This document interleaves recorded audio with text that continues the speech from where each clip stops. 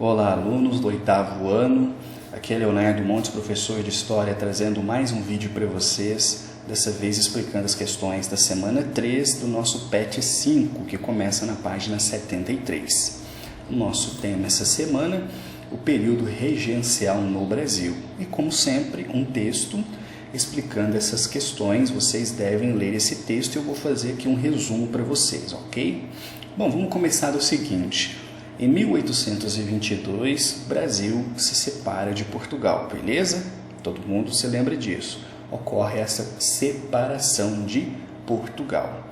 A partir de então, Pedro I se torna o rei, do Brasil, se torna o imperador do Brasil. Enfim, é ele que estava no comando.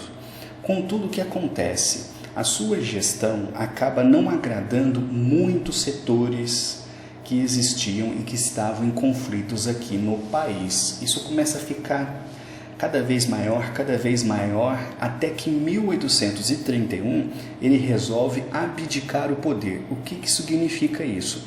Ele passa o poder para o seu filho, que ficará conhecido como Dom Pedro II. Então, ele passa o poder para o filho e vai embora para Portugal resolver as coisas que estavam precisando ser resolvidas por lá. Só que tinha um problema. Dom Pedro II tinha apenas 5 anos de idade. Como é que ele poderia ser o rei? Como é que ele poderia governar o Brasil sendo criança? E a Constituição de 1824 dizia que para poder exercer essa função, ele teria que ter pelo menos 18 anos de idade. Então, ele era o herdeiro do trono, mas ele ainda era criança. Então, o que foi preciso fazer? Criar governos provisórios. Então, várias pessoas muito poderosas e influentes dividiram esse poder durante esse período, e é daí que vem esse termo período regencial. Ou seja, como Dom Pedro II não podia por si mesmo tomar o poder e governar, pois era uma criança, então outras pessoas faziam isso por ele, ok? Então é basicamente isso que esse texto está falando. Aí ele vai falar sobre os grupos políticos que haviam primeiro, os restauradores, os liberais moderados, liberais exaltados. Depois ele vai falar aqui do ato adicional de 1834, que vai fazer uma divisão, dando autonomia para as províncias, e vai inaugurar também o chamado período da regência una, onde uma pessoa que vai ser o regente.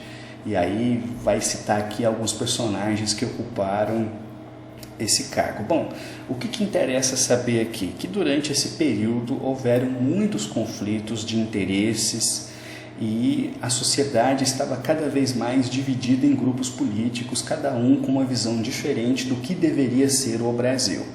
Aí o que acontece?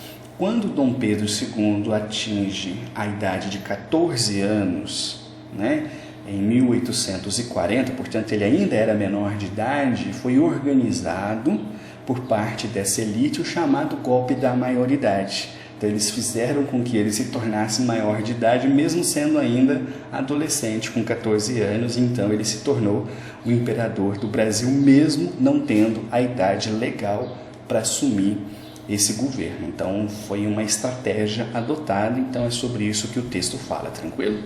Vamos lá para as atividades. Com base no texto estudado, com auxílio do seu livro didático, responda quais grupos políticos disputavam o Senado Nacional em 1831 e quais eram as suas aspirações. Então, eu até disse para vocês quais eram esses 3 grupos, está lá no comecinho do texto, não tem segredo.